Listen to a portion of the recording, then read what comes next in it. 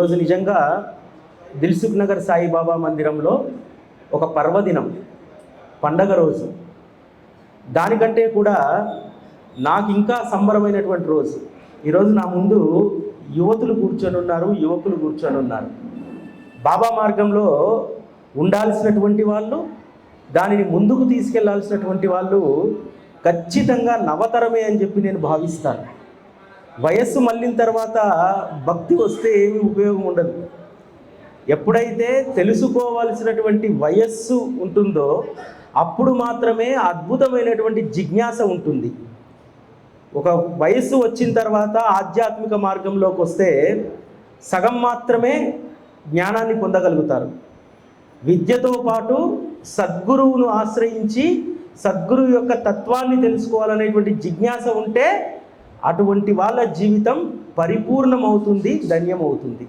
నేను ప్రతి సత్సంగంలో కూడా చెప్పేది అదే, తల్లిదండ్రులకు కూడా అదే విజ్ఞప్తి చేస్తూ ఉంటాను. నేను మనం రావడం కాదు, మన పిల్లలు ఇక్కడికి రావాలి సత్సంగానికి. దిల్సుఖ్ నగర్ సాయిబాబా మందిరంతో నాకు నా 8-9 సంవత్సరాల వయసు ఉన్నప్పటి నుంచి ఒక అనుబంధం. ఆ అనుబంధం కూడా ఎట్లా వచ్చిందనేటువంటిది నాకు ఇచ్చినటువంటి అంశం ఏదైతే లీలలుందో ఆ లీలల్లో ఇప్పటి వరకు ఎవరూ విననటువంటి అద్భుతమైనటువంటి నా లీల కూడా ఇందులో దాగి ఉంటుంది.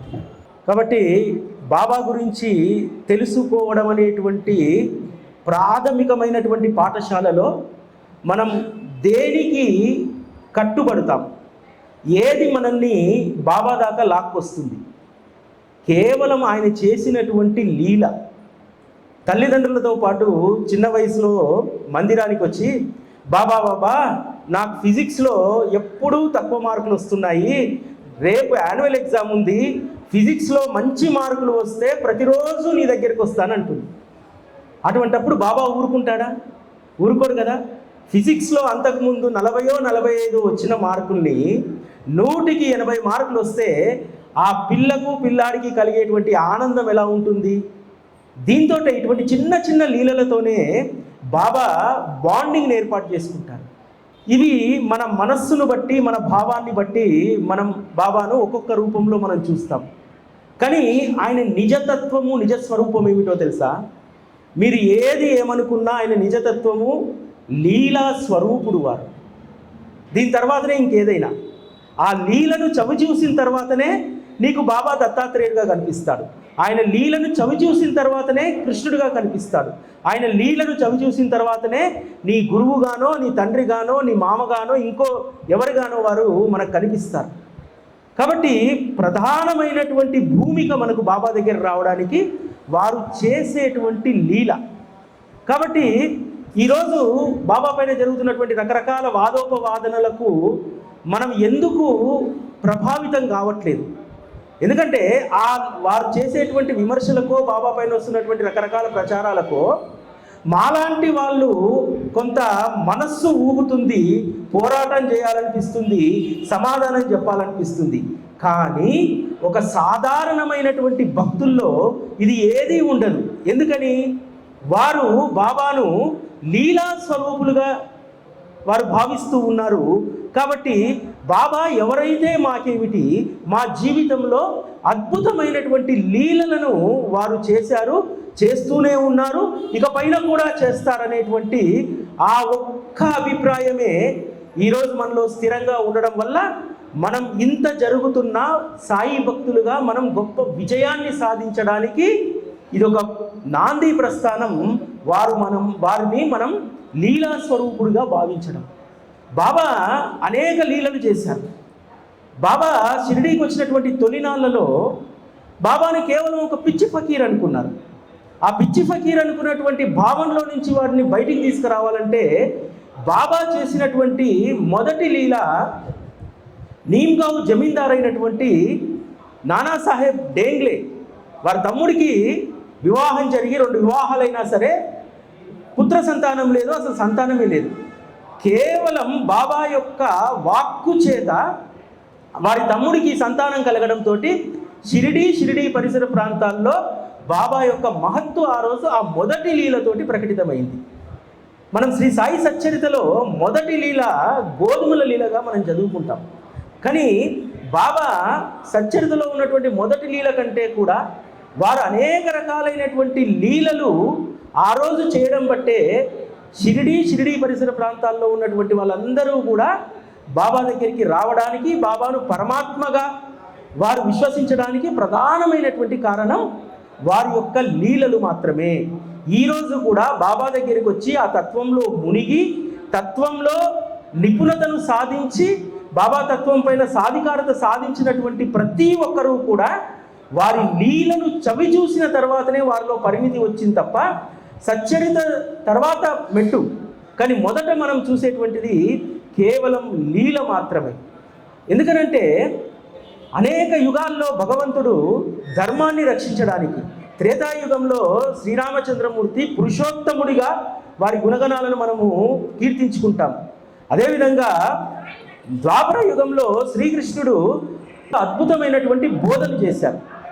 ఆ బోధను మన చేత ఆచరింపజేయడానికి వారి యొక్క లీలా అవతారం ద్వారా ఈ కలియుగంలో సద్గురువు మనల్ని అద్వితీయమైనటువంటి ఆచరణలో పెట్టాడు.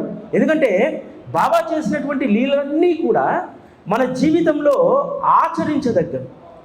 మీరు సచ్చరితలో మొదటి లీల తీసుకోండి. సచ్చరిత తొలి అధ్యాయంలో ఉన్నటువంటి గోధుమల లీల, భగవంతుడు గురువు ఏమీ కోరకుండానే తన వారిని రక్షిస్తారనేటువంటి సారం గోధుమల లీలలో ఉంటుంది. ఎందుకంటే బాబా దగ్గరికి వచ్చి ఎవరు కూడా షిరిడి ప్రజలు కలరా రాబోతుంది, బాబా రక్షించాలని చెప్పి అడగలేదు. కేవలము తన సంకల్పం చేత ఇక్కడ ఉన్నటువంటి జనులను ఆ కలరా మహమ్మారి నుంచి కాపాడాలని చెప్పి ఎవరూ అడగకుండానే, మనం చాలామంది అనుకుంటాం అడిగితే బాబా చేస్తారని చెప్పి, అడగనవసరం లేదు. కేవలం మొదటి లీలను మనం గుర్తుపెట్టుకుంటే సద్గురువును మనం ఏమీ కోరాల్సిన అవసరం లేదు. కోరకుండానే మనల్ని వారు సంరక్షిస్తారు, రక్షిస్తారు. సద్గురువు యొక్క అవతార రహస్యం ఏమిటంటే, వారు ఎందుకు ఈ భూమిపైకి ఒక భిక్షువులాగా, ఒక సాధారణ ఫకీర్లాగా వచ్చి ఈ కలియుగంలో జనులను ఉద్ధరించాలనేటువంటి లక్ష్యం, వారి లక్ష్యం ఏంటంటే, ఒకటి తనను ఎవరైతే ఆశ్రయిస్తారో వారి శ్రేయస్సు కోసము నిరతము శ్రమించడమే వారి యొక్క అవతార లక్ష్యం. అందుకనే బాబా వారు మనము ఎటువంటి ఆపత్కాలంలో ఉన్నా, ఎటువంటి సర్వకాల సర్వావస్థల్లో కూడా బాబా మనల్ని రక్షిస్తూ ఉంటారు. వారి యొక్క లీలా వైభవాన్ని కనుక మనం చూసినట్టయితే, వారి దగ్గరికి వచ్చేటువంటి వాళ్ళందరినీ కూడా నువ్వు ఈ పని చేయాలి రా అని చెప్పి మొదట పిలుచుకోరు. హేమాడ్ పంతు బాబా చరిత్ర రాయాలనేటువంటి కోరికతో రాలేదు. అలా అని చెప్పి బాంద్రాలో ఒక మహానుభావుడు ఉన్నాడు, కాకాసాహెబ్, నానాసాహెబ్, నువ్వు అతను పిలుచుకరా నా చరిత్ర రాస్తాడు అని చెప్పి వారికి చెప్పంపలేదు. ఎందుకంటే కాకాసాహెబ్, నానాసాహెబ్ చెప్తేనే హేమాడ్ పంత్ అక్కడికి వచ్చారు కదా. ఎందుకు వచ్చారు? కేవలం ఒక దర్శనం చేసుకొని, ఒక మహాత్ముడి యొక్క దర్శనం వల్ల కలిగేటువంటి ప్రయోజనాన్ని పొందుదామని వచ్చాను. కానీ బాబా చూపినటువంటి గోధుమల లీల ద్వారా అతని మనస్సు మారిపోయింది కదా. శ్రీ సాయి సచ్చరిత రాయాలనేటువంటి అభిలాష, సంకల్పం తనకు కలిగింది. ఏ విధంగా కలిగింది? స్వ అనుభవం. బాబా లీలలన్నీ కూడా మనకు స్వ అనుభవాన్ని, స్వ ఆనందాన్ని మనకిస్తాయి. హేమాడ్ పంతు కూడా అలానే కలిగింది. లేకపోతే హేమాడ్ పంతు అంత అద్భుతంగా శ్రీ సాయి సచ్చరిత రాసి ఉండేటువంటి వారు కాదు. స్వ అనుభవాన్ని పొందారు కాబట్టి ఇంత అద్వితీయమైనటువంటి సచ్చరిత మనకు వచ్చింది. ఈ సందర్భంగా నేను మీకు ఈ మందిరంతో కనెక్ట్ అయి ఉన్నటువంటి ఒక లీల మీకు చెప్తాను. సరిగ్గా ఈ మందిరం రోడ్డుకు ఎదురుగా ఉన్నటువంటి సందులో మా ఇల్లు ఉండేది. మేము 8-9 తరగతి చదువుతున్నటువంటి సందర్భం. ఇక్కడ పాత వాళ్ళు ఎవరైనా ఉంటే, 90స్లో ఉన్నటువంటి వాళ్ళు ఉంటే వాళ్ళకు బాగా గుర్తుండి ఉంటుంది. ఒక మహారాష్ట్ర నుంచి ఒక వృద్ధుడు ఎప్పుడు వచ్చారో తెలియదు, ఎందుకు వచ్చారో తెలియదు, చాలా భారీ శరీరం, కాషాయపు రంగు ధోతి కట్టుకొని, బాబాలాగా జుబ్బా వేసుకొని, కాషాయపు రంగు జుబ్బా వేసుకొని మందిరం బయటనే పడుకునేటువంటి వాడు. మందిరం ఒక్కొక్కసారి పైన ధ్యాన మందిరంలో కూర్చునేటువంటి వాడు. సరిగ్గా వారు మేము 9th క్లాస్లో ఉన్నప్పుడు అనుకుంటా, 4-4:30కు మా స్కూల్ వదలగానే మా ఇంటి స్కూల్కు మా ఇల్లు చాలా దగ్గర, అందుకని చెప్పి వేరే వేరే కాలనీ నుంచి వచ్చే పిల్లలందరూ కూడా మా ఇంటి దగ్గర ఆగి ఆ పిట్టగోడ మీద కాసేపు కూర్చొని మాట్లాడుకొని వెళ్ళేటువంటి వాళ్ళు.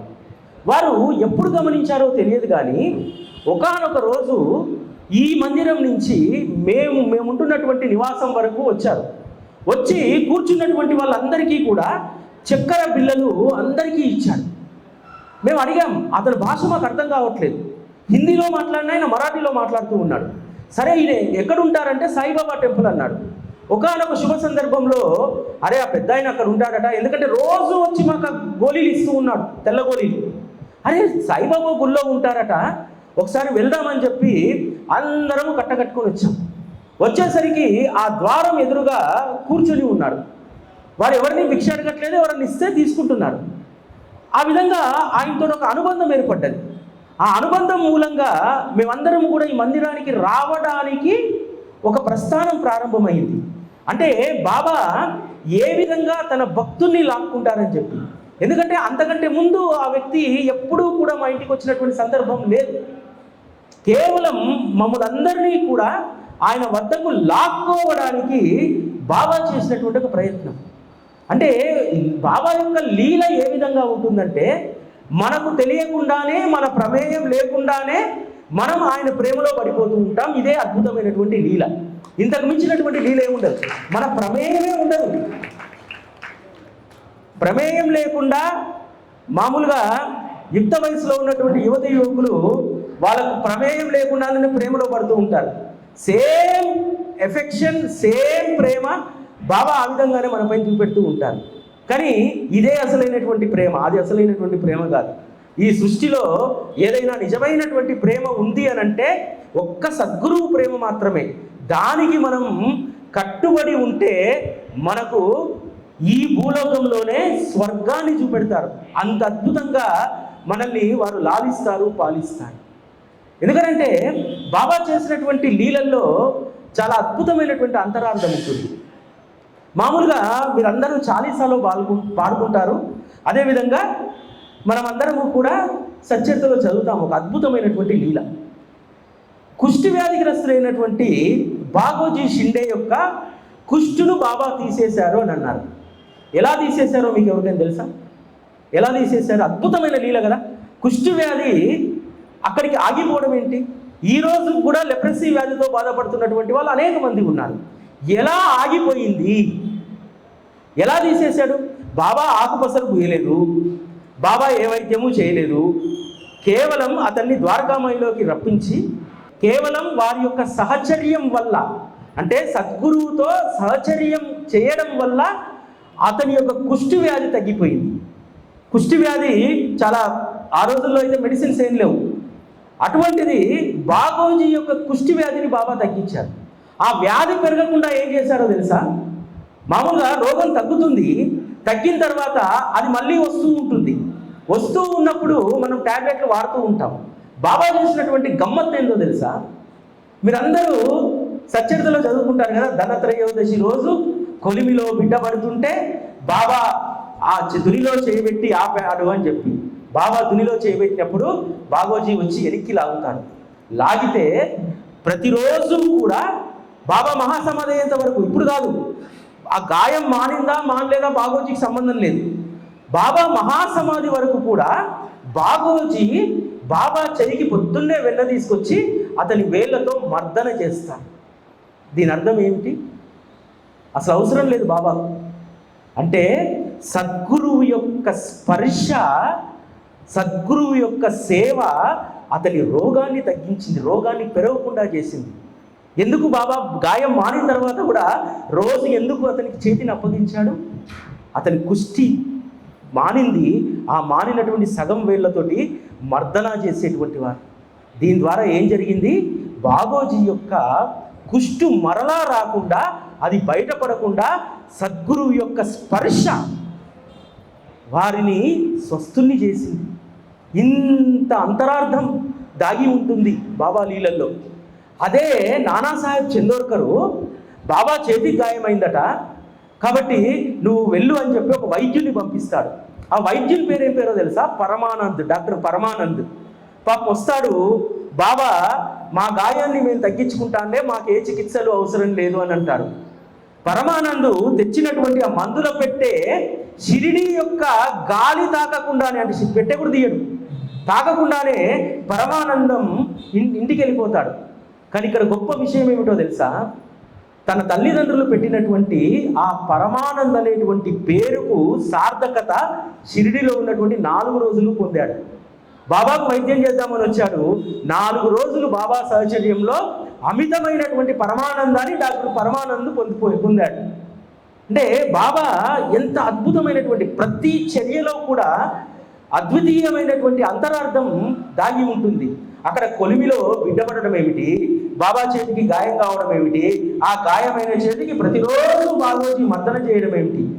మనం కేవలం బాగోజీ చేసే మర్దన, అక్కడ బాబా పిల్లవాడిని కాపాడాడు, ఇది మాత్రమే చూస్తాం. కానీ అందులో గొప్ప అంతరార్థం ఉంది. బాగోజీకి గొప్ప అదృష్టాన్ని ఇచ్చాడు బాబా. ఆ 2 లీలల ద్వారా, కుష్టి వ్యాధి తగ్గించడం ద్వారా, కొలిమిలో పడ్డటువంటి బిడ్డను రక్షించడం ద్వారా ఒక్క బాగోజీకి ఎంత గొప్ప మేలు చేశారో చూడండి. ఆ కుష్టి వ్యాధి అనేటువంటిది తన జీవిత పర్యంతము లేకుండా బాగోజీ జీవించాడు. ఇది బాబా లీలల్లో దాగి ఉన్నటువంటి అంతరార్థం. ఇక్కడ చాలామంది సచ్చరిత చదివిన వాళ్ళు ఉన్నారు కదా. మనందరము కూడా 15వ అధ్యాయం చదవగానే వెంటనే మన మనసులో ఏం కోరిక కలుగుతుంది? చోల్కరు చక్కెర మానేయడం వల్ల బాబా అనుగ్రహం దక్కింది, మనం రేపంచెల అన్నం మానేద్దాం. ఇదే ఆలోచిస్తాం, రేపటి నుంచి మనం ఇది మానేద్దాం. కానీ ఆ కథలో మనం గుర్తుపెట్టుకోవాల్సింది ఏంటో తెలుసా? 2 ప్రధానమైనటువంటి అంశాలు, 3 ఉంటాయి ప్రధానమైన అంశాలు. ఒకటి ఏమిటంటే, అప్పటి వరకు కూడా బాబా యొక్క మహత్తు తెలియదు, బాబా యొక్క రూపం ఎట్లుంటుందో తెలియదు. కేవలం దాసన్ మహారాజ్ చెప్పినటువంటి 4 మహిమలను విని గొప్ప విశ్వాసాన్ని పెంచుకుంటాడు. బాబా, నాది శాశ్వతమైనటువంటి ఉద్యోగం కాదు, నాకు శాశ్వతమైనటువంటి ఉద్యోగాన్ని అనుగ్రహించు. ఒకవేళ ఈ శాశ్వతమైనటువంటి ఉద్యోగం పరీక్ష నేను ఫెయిల్ అయితే ఉన్న ఉద్యోగం కూడా ఊడుతుంది, నా కుటుంబ భారం, సంసార భారం నా మీద పడుతుంది అని చెప్పి అని అంటారు. అంటే అక్కడ మనం గుర్తుపెట్టుకోవాల్సింది, అసలు దర్శనమే లేకుండా బాబా అప్పటి వరకు ఎవరో తెలియకుండానే బాబా పైన వారు పెట్టుకున్నటువంటి అచంచలమైనటువంటి విశ్వాసం ప్రధానమైంది. అక్కడ చక్కెర ప్రధానం కాదు. విచిత్రం ఏంటంటే చక్కెరే కనిపిస్తుంది మనకు, చక్కెర ప్రధానం కాదు, విశ్వాసం ప్రధానం. తరువాత కోరిక తీరిన తర్వాత చాలామంది మనకు కోరిక తీరిన తర్వాత ఆ కోరికను మొక్కును తీర్చుకోవడానికి టైం ఎంత గ్యాప్, ఎంత డ్రాగాన్ చేస్తామంటే ఈ నెల కాదులే, వచ్చే నెల కాదులే, మళ్ళీ వచ్చే నెల. కానీ అక్కడ అతని యొక్క త్యాగాన్ని గుర్తుపెట్టుకోవాలి. చక్కెర లేకుండా షుగర్ వ్యాధి వచ్చినోడు కూడా టీ తాగాలంటే నరకం, చక్కెర లేకుండా సేమియా తినాలంటే కష్టం. కానీ తన యొక్క కోరిక తీరేంత వరకు కూడా, అంటే బాబాను దర్శించాలనేటువంటి కోరిక తీరేంత వరకు కూడా ఎంత గొప్ప త్యాగం చేశారో చూడండి. ఇక్కడ దాగి ఉన్న 2వ అంశం త్యాగం. 3వది పట్టుదల. ఎలాగైనా సరే వెళ్ళాలి, బాబాను దర్శించాలి, కలకండ పంచాలి అనేటువంటి పట్టుదల. జీవితంలో ఈ 3 మనకు చాలా ముఖ్యమని చెప్పి 15వ అధ్యాయం తెలియజేస్తుంది చోల్కర్ కథ. నేను చాలామందిని చూశాను. ఇటీవల కాలంలో ఒక ఆవిడ మా మందిరానికి వచ్చి 9 ఏళ్ల పిల్లవాడిని పట్టుకొని వచ్చింది. 9 ఏళ్ల పిల్లవాడిని తీసుకొని వచ్చి, సార్ నేను మా మనవడు పుడితే ఈ మందిరానికి దర్శనం చేద్దామని అనుకున్నాను అని అంది. సరే అమ్మా, ఏది మరి తీసుకురాలేదా అని అడిగాను. వీడే సార్ అని చెప్పి 9 ఏళ్ల పిల్లల్ని చూపెట్టింది. ఏమ్మా 9 ఏళ్ళ దాకా మీకు రావడం కుదరలేదంటే, ఎక్కడ సార్, ఎప్పుడు ఏదో ఒక పని. అంటే కోరిక తీరిన తర్వాత ఎంత అలసత్వం ఉంటుంది అనేటువంటిది మనందరి జీవితాల్లో చాలా సందర్భాల్లో, నేను కూడా చాలా సందర్భాల్లో డ్రాగాన్ చేసినటువంటి చాలా ఉన్నాయి.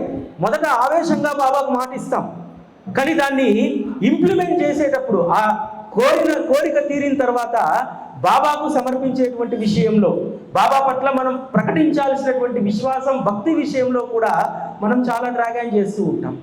ఆ విధంగా చోల్కర్ లీల ఈ 3 విషయాలు మనలో బాగా మనసులో నాటుకోవాలి.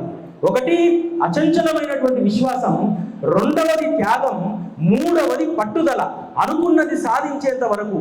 మనం అనుకున్నది సాధించామంటే మళ్ళీ లౌకికంగా అనుకుంటాం కాదు, బాబా విషయంలో మనం ఏదైతే ప్రతిజ్ఞ చేస్తామో ఆ ప్రతిజ్ఞ నెరవేర్చేంత వరకు కూడా మనం పట్టుదలతో ఉండాలనేటువంటిది మనకి ఇక్కడ నేర్పిస్తూ ఉంటుంది. తర్వాత ఇదే అధ్యాయంలో ఇంకొక అద్భుతమైనటువంటి విషయం ఉంటుంది. చాలామందికి మొదటిసారి చదివినప్పుడు ఒక కామెడీగా ఉంటుంది. అది బల్లి. ఈ మధ్యలో వచ్చిందిగా, చాలామంది వాడుకుంటుంటారు, బాయిలోన బల్లి పలికిందని. ఆ రోజు ద్వారకామయ్యలో బల్లి పలికింది. బల్లి పలికితే నాలాంటి జిజ్ఞాసులు అడుగుతారు బాబాను, బాబా బల్లి ఎందుకు పలికింది?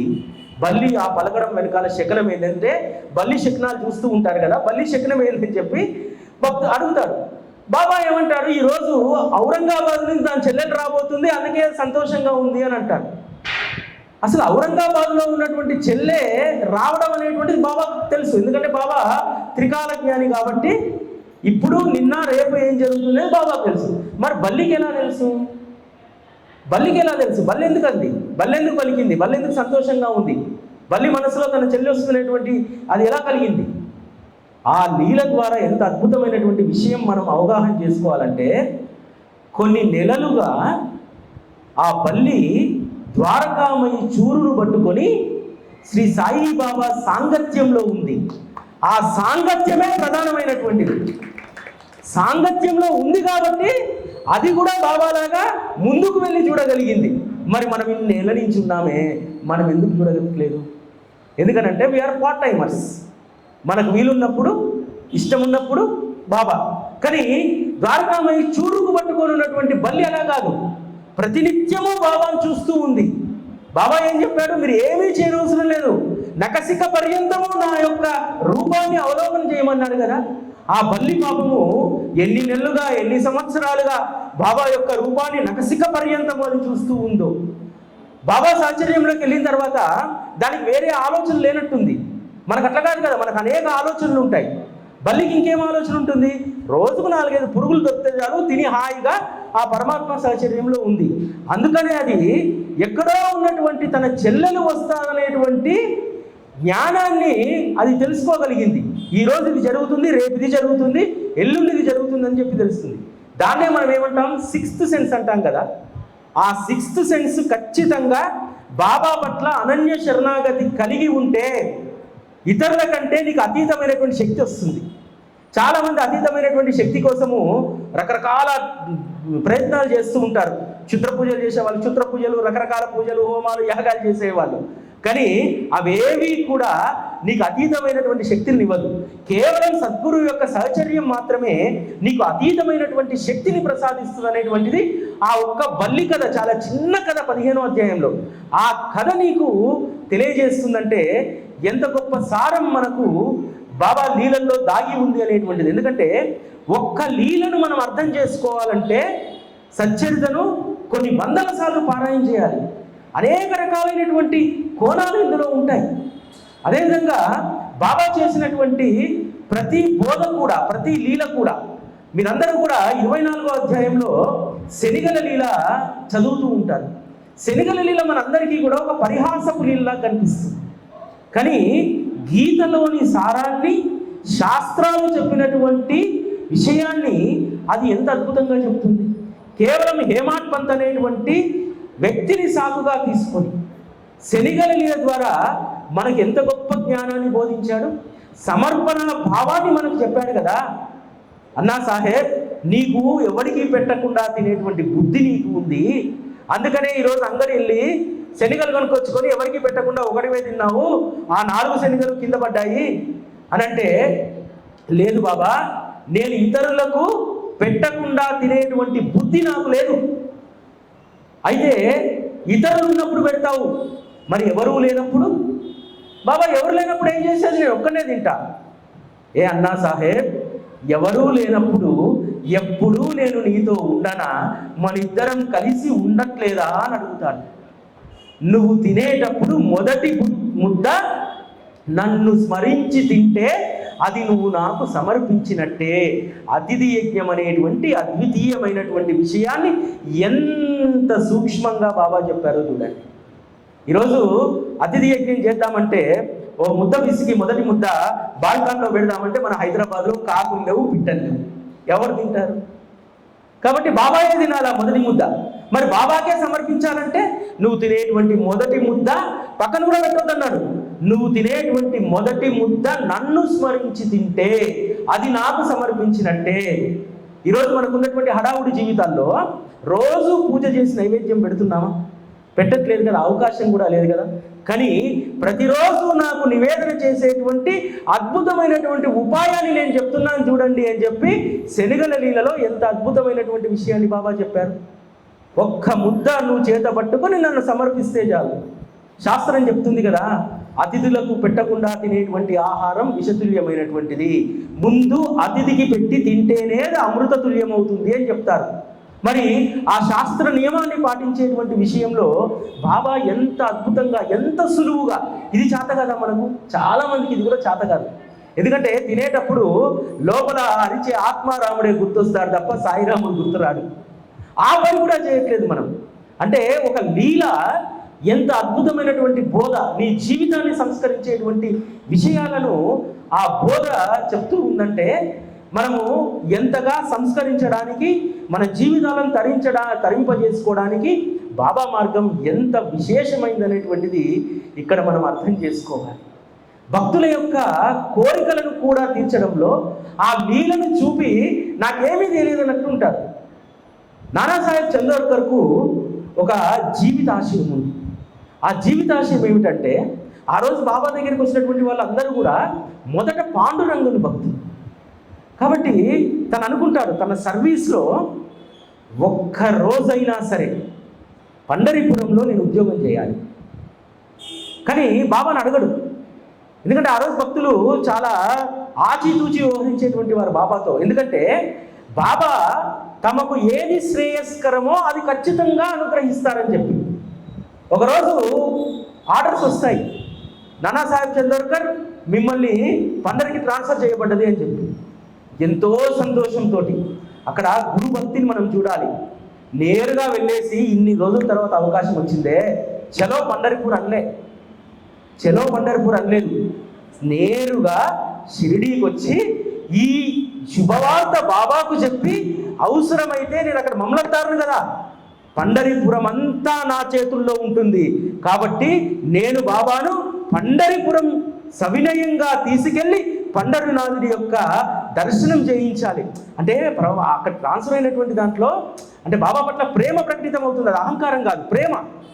నేను బాబాను పండరీపురం తీసుకెళ్ళాలి, ముందు షిరిడీకి వెళ్ళాలి అని చెప్పి షిరిడీకి వచ్చి బాబా వద్దకు వెళ్తూనే అక్కడ పాట ప్రారంభం అవుతుంది. మనమందరము కలిసి పండరి పోదాము, పండరి పోయి విఠలుని దర్శిద్దామని చెప్పి. అంటే చెప్పకనే చెప్పాడు, అరే నాయనా నీ ట్రాన్స్ఫర్ వెనుకాల ఉన్నది నేనే. నువ్వు ఏ పండరీనాథునైతే కోరుకుంటున్నావో ఆ పండరీనాథుడి యొక్క ఆవాసానికి, నివాసానికి, ఆ పుణ్యతీర్థానికి పంపిస్తుంది నేనే అని చెప్పి బాబా చెప్తారు. అంటే ఎంత అద్భుతమైనటువంటి లీల చూడండి. బాబా ఖచ్చితంగా తన భక్తులకు ఏది శ్రేయస్కరమైందో ఆ శ్రేయస్కరమైనటువంటి లీలలను బాబా చేస్తూ ఉంటారు. ఒక్కొక్కసారి మన జీవితంలో చాలా ఆశ్చర్యం వేస్తూ ఉంటుంది. మనం ఊహించినటువంటి దాన్ని మనం పొందుతూ ఉంటాం. ఆ పొందిన తర్వాత అప్పుడు బాబా యొక్క లీల మనకు అర్థమవుతుంది. బాబా నా శ్రేయస్సు కోసం. అదే నానాసాహెబ్ చందోర్కరు హరిశ్చంద్ర పర్వతం పైన విపరీతమైనటువంటి దాహంతో ఉంటే ఇక్కడ ద్వారకామాయిలో ఉండి తల్లడిల్లిపోతాడు. నా నానా ప్రాణాలను నేను కాపాడాలి అని చెప్పి కుండ ఎత్తి గటగట నీళ్లు తాగుతాడు. బాబా ఇక్కడ నీళ్లు తాగడం ప్రారంభించారో లేదో వెంటనే అక్కడ ఒక అడవి జాతి, కోయ జాతి వారు వచ్చి చెప్తారు, అయ్యా ఈ బండ కిందనే నీటి చెలిమే ఉంది, ఆ నీటి చెలిమలో నీళ్లు లభిస్తాయి, తాగండి అని చెప్పి. అంటే మన జీవితంలో చేసేటువంటి బాబా చేసేటువంటి లీల మన ప్రాణాలను రక్షిస్తుంది. ఆశ్చర్యపోతాం మనం ఎక్కడికో వెళ్తూ ఉంటాము, వెళ్ళాలనుకున్నటువంటి సమయానికి మనం అక్కడికి వెళ్ళకపోతే చాలా సమస్య వస్తుంది అని చెప్పి అనుకుంటాం. కానీ వెంటనే ఎవరో ఒకరు కారులోనో లేకపోతే అనుకున్న సమయానికి బస్సు రావడమో, అనుకున్న సమయం కంటే రైలు ఆలస్యం కావడమో ఇలాంటివన్నీ జరుగుతూ ఉంటాయి. మన జీవితమే లీలల పైన ఆధారపడి ఉంటుంది. బాబాను ఆశ్రయించారా, మీ జీవితము మీ నిర్ణయం ప్రకారం ఉండదు. మన జీవితము 100% బాబా యొక్క లీలల పైన ఆధారపడి ఉంటుంది.